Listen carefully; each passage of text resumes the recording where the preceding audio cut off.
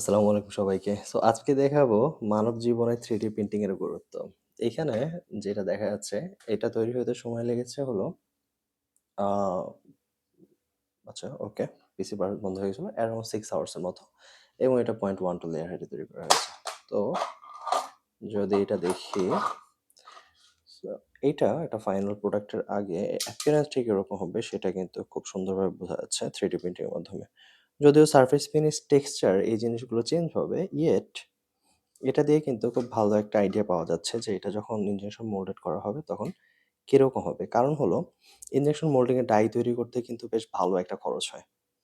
So 3D printing নিয়ে আরো জানতে ফলো করে রাখুন। Thank you.